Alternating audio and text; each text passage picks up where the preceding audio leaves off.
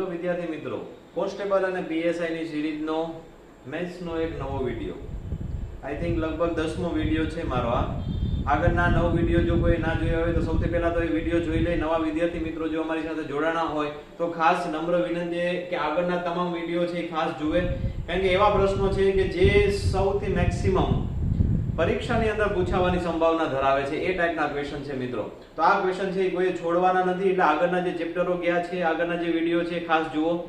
જે નવા વિદ્યાર્થી મિત્રો આજે જોડાણા છે એ ખાસ એક નમ્ર વિનંતી મારી કે આપણી ચેનલને અત્યારે સબસ્ક્રાઇબ કરી લો, જેથી કરીને તમને તમામ મારા વિડિયોના નોટિફિકેશન રેગ્યુલર મળતા રહે. અને આ વિડિયોને ખાસ કરીને લાઈક કરી અને શેર કરવાનું ભૂલશો નહીં, કારણ કે તમે જેટલો મેક્સિમમ શેર કરશો એટલો આપણને વધારે ફાયદો થશે મિત્રો. તો ખાસ વિડિયોને અત્યારે તમે ફટાફટ જલ્દીથી લાઈક કરી અને પહેલા તો શેર કરી દો અને પછી વિડિયો જુઓ મિત્રો. આજે જે તમારી સમક્ષ હું જે ક્વેશ્ચન લઈને આવ્યો છું, બહુ મસ્ત ક્વેશ્ચન છે અને કયા ચેપ્ટરના છે તો તમને જોઈને જ ખ્યાલ પડી ગયો, લસા અને ગુસા. બરાબર. તો આ ચેપ્ટરના આજે જે તમને ક્વેશ્ચન કરાવવાનો છું એ એટલા મસ્ત ક્વેશ્ચન છે મિત્રો, ને એટલી શોર્ટકટ મેથડથી ભણાવવાનો છું કે ડાયરેક્ટ ક્વેશ્ચન વાંચી અને કઈ રીતના સીધો જવાબ આપી શકાય એ મેથડથી આ કરવાના છે. ક્યાંય કોઈ જાતની ગણતરી નથી કરવાની, ક્યાંય અવયવો પાડી અને લસા નથી કાઢવાનો કે ગુસા નથી કાઢવાનો, સીધો આન્સર આપવાનો છે. તો કઈ રીતના આપી શકાય મિત્રો, તો ચલો સ્ટાર્ટ કરીએ. લસા એટલે સૌથી પહેલા તો લઘુત્તમ સામાન્ય અવયવી અને ગુસા એટલે ગુરુત્તમ સામાન્ય અવયવ. બરાબર. એક વસ્તુ તમારે યાદ રાખવાની છે, લસાની એક શોર્ટકટ, ગુસાની એક શોર્ટકટ આપી દઉં કે લસા આ જ્યારે પણ તમારે શોધવાનો હશે મિત્રો, ત્યારે અમારી શોર્ટકટ યાદ રાખજો, ખાસ યાદ રાખજો મિત્રો, લસા અને ગુસા માટે કે લસાઅમાં જવાબને હંમેશા આપેલ સંખ્યાઓ વડે નિશેષ ભાંગી શકાય. જવાબને આપેલ સંખ્યાઓ વડે જે રકમો આપેલી છે એના વડે હંમેશા નિશેષ ભાંગી શકાય. અને ગુસાની અંદર જવાબ વડે હંમેશા રકમોને નિશેષ ભાંગી શકાય. જે સંખ્યાઓ આપેલી હોય એને જવાબ વડે નિશેષ ભાંગી શકાય. આ મારી શોર્ટકટ ક્યારેય ભૂલવાની નથી જો તમારે રકમો વાંચી અને ડાયરેક્ટ જવાબ દેવો હોય તો. તો ચલો સ્ટાર્ટ કરીએ. પહેલો ક્વેશ્ચન, 42, 60 અને 70 નો લસા અને ગુસા શું છે? ત્રણ રકમો આપેલી છે, 42, 60 અને 70.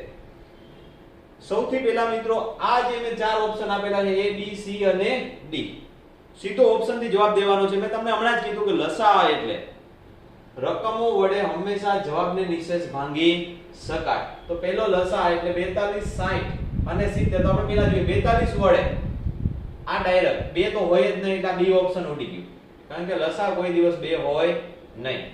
440 ને 42 વડે નિશેષ ભાંગી શકાય નહીં, એટલે આ ઓપ્શન પણ ઉડી ગયું. હવે વૈધા 420, 420 42 વડે એમને ભાંગી શકાય છે. 60 વડે તો કે 6 7 42, 6 7 42 ભાંગી શકાય. 7 વડે તો કે 7 6 42, 7 6 42 ભાંગી શકાય. મતલબ કે A અને D બે સંભાવના છે. હવે ગુસા જોઈએ. ગુસામાં મેં શું કીધું હતું? જવાબ વડે રકમોને નિશેષ ભાંગી શકાય. તો 42, 60 અને 70 એને બે વડે ભાંગી શકાય તો કે હા ત્રણેયને ભાંગી શકાય. 5 વડે ભાંગી શકાય તો કે ના 42 ને 5 વડે ભાંગી શકાય નહીં, એટલે આ ઓપ્શન પણ રદ. એટલે આપણો સીધો આન્સર આવશે 420 અને 2. સીધી શોર્ટકટ મેથડ થી મિત્રો 42, 60 અને 70 વડે 420 ને ભાંગી શકાય તો કે હા ભાંગી શકાય.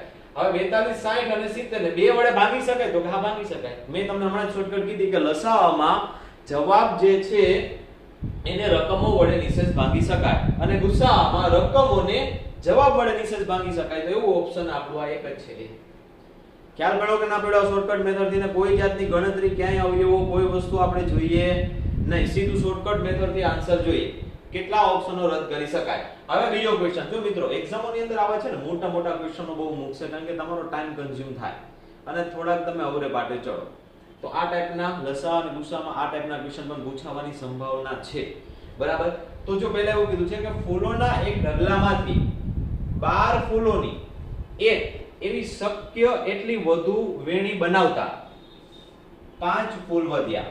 12 ફૂલોની એક એવી શક્ય એટલી વધુ વેણી બનાવતા એક ઢગલામાંથી 5 ફૂલ વધ્યા. જો દરેક વેણી 15 ફૂલોની બનાવવી હોય તો પણ 5 ફૂલ વધ્યા હોય તો ઢગલામાં ઓછામાં ઓછા કેટલા ફૂલ હશે? આ શબ્દ ઉપર ભાર મૂકવાનો છે. અહીંયા આપણને ખ્યાલ પડે કે આ ક્વેશ્ચનમાં લસાઅ ફાઇન્ડ કરવો કે ગુસાઅ ફાઇન્ડ કરવો.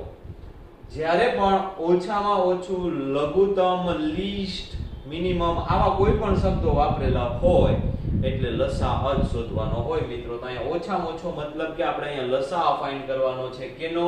તો કે 12 અને 15 બે ટાઈપની છે, પણ દરેક વખતે 5 ફૂલ વધે છે. બરાબર.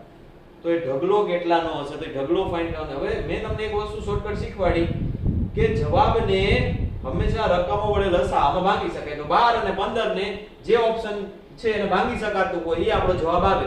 પણ અહીંયા થોડી ટ્વિસ્ટ છે. દર વખતે 5 ફૂલ વધે છે, મતલબ કે આના વડે નિશેષ ભાંગતા 5 વધવા જોઈએ. મતલબ કે એવું કહેવા માંગે છે કે કયા ઓપ્શનમાં 5 ને બાદ કરી અને 12 અને 15 વડે ભાંગી શકાય. લસાઅ હોય ને એટલે હંમેશા એક વસ્તુ યાદ રાખવાની. લસાઅ એટલે લઘુત્તમ એટલે નાનેથી ચાલુ કરવાનું, ગુસાઅ એટલે મોટા ઓપ્શન થી ચાલુ કરવાનું. આ ભૂલવાનું નહીં. આ શોર્ટકટ માં યાદ રાખજો. આમાં તો કે નાનું ઓપ્શન 60, એમાંથી 5 કાઢી નાખો કારણ કે 5 તો વધે જ છે. તો કેટલા વધ્યા? 55. 55 ને 12 ને 15 વડે ભાંગી શકાય? ન ભાંગી શકાય. આ ઓપ્શન ના આવે. હવે એના પછીનું એનાથી મોટું 65, એમાંથી 5 બાદ કરો, કેટલા વધ્યા? 60. એને 12 અને 15 વડે ભાંગી શકાય? તો કે હા ભાંગી શકાય. આ સીધો આપણો આન્સર. હવે આગળ 80 અને 90 જોવાની કોઈ જરૂરિયાત છે નહીં, ભાંગી શકાતા હોય તો પણ. કારણ કે નાનેથી શરૂઆત કરવાની લસાઅની અંદર. તો પેલું ઓપ્શન 60, એમાંથી 5 બાદ કર્યા તો વધ્યા 55, અને 12 અને 15 વડે ભાંગી શકાતા નથી કારણ કે 5 ફૂલ વધે એટલા માટે થઈને આપણે 5 બાદ કરી નાખીએ છીએ કારણ કે એ વધવા જોઈએ. ત્યાર પછીનું બીજું ઓપ્શન વધ્યું 65, એમાંથી 5 બાદ કરો તો કેટલા વધ્યા? 60. એ 12 અને 15 વડે ભાંગી શકાય? તો હા ભાંગી શકાય. એટલા માટે આ ઓપ્શન આપણો રાઈટ છે ને. શોર્ટકટ મેથડ મિત્રો. આ જ મેથડ થીને આન્સર આપવાના છે. ત્રીજો ક્વેશ્ચન, શિક્ષકે પોતાની પાસેની 96 લખોટીઓ એક વર્ગના બધા બાળકોને સરખી સંખ્યામાં વહેંચી તો એક પણ લખોટી વધી નથી. જો અહીંયા કાંઈ વધતું નથી, અહીંયા 5 ફૂલ વધતા હતા એટલા માટે આપણે 5 બાદ કરવા પડ્યા. અહીંયા શિક્ષકોએ 96 લખોટી છે એ વર્ગમાં વિદ્યાર્થીઓને વહેંચી દીધી તો એક પણ લખોટી વધતી નથી. ફરી તેણે 72 ચોકલેટ પણ વેચી તો એકેય ચોકલેટ વધી નહીં. પાછી એને કેટલી 72 ચોકલેટ વેચી તો એક પણ ચોકલેટ પણ વધતી નથી. આ ખાસ યાદ રાખજો. તો આ વર્ગમાં વધુમાં વધુ કેટલા બાળકો હશે? અહીંયા શબ્દ આવ્યો વધુમાં વધુ, અહીંયા શબ્દ હતો ઓછામાં ઓછો. ઓછામાં ઓછો એટલે મેં તમને કીધું હતું કે લસાઅ, અને વધુમાં વધુ એટલે કે ગુસાઅ. અહીંયા આપણે ગુસાઅ ફાઇન્ડ કરવાનો છે. કેનો? તો કે 96 અને 72 નો. અહીંયા કઈ બાદ કરવાનું નહીં થાય. શું કામે? તો કે અહીંયા 96 અને 72 માં કઈ વધતું નથી. અને મેં તમને પહેલા કીધું હતું કે લસાઅમાં જ્યારે ઓપ્શન લ્યો ત્યારે નાનેથી આગળ વધવાનું, ગુસાઅમાં મોટું ઓપ્શન હોય ત્યાંથી લેવાનું. તો પહેલું ઓપ્શન મોટું આમાં કયું છે? તો કે 24. 96 ને 24 વડે ભાંગી, શોર્ટકટ યાદ છે ને. ગુસાઅમાં જવાબ વડે રકમોને નિશેષ ભાંગી જ શકાય. તો પહેલું ઓપ્શન આપણે જોઈએ મોટું છે 24. 24 વડે 96 ને ભાંગી શકાય? તો કે હા ભાંગી શકાય. 24 વડે 72 ને ભાંગી શકાય? તો કે હા ભાંગી શકાય. તો આ સીધો આપણો આન્સર. હવે આગળ આપણે 18 વડે કે 12 વડે કે 6 વડે ભાંગી શકતા હોય તો પણ ભાંગવાની જરૂરિયાત છે નહીં.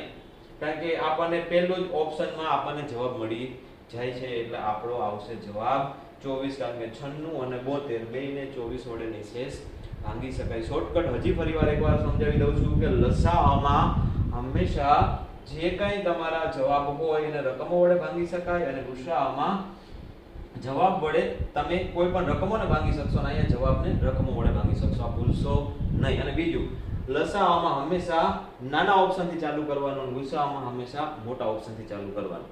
તો જો મિત્રો આજે આ ત્રણેય ક્વેશ્ચન તમને કરાવ્યા, ખરેખર આ શોર્ટકટ ગમી હોય, આ શોર્ટકટ મેથડ ત્રણે ત્રણ મજા આવી હોય તો વિડીયોને અત્યારે જ લાઈક કરીને શેર કરી દો અને ખાસ કોમેન્ટ બોક્સની અંદર તમારા પ્રતિભાવો અમને જરૂર આપજો. નેક્સ્ટ વિડીયોમાં લસાઅ ગુસાઅના બીજા આવા જ કંઈક નવા ક્વેશ્ચન નવી શોર્ટકટ મેથડ સાથે મળીએ. Thank you.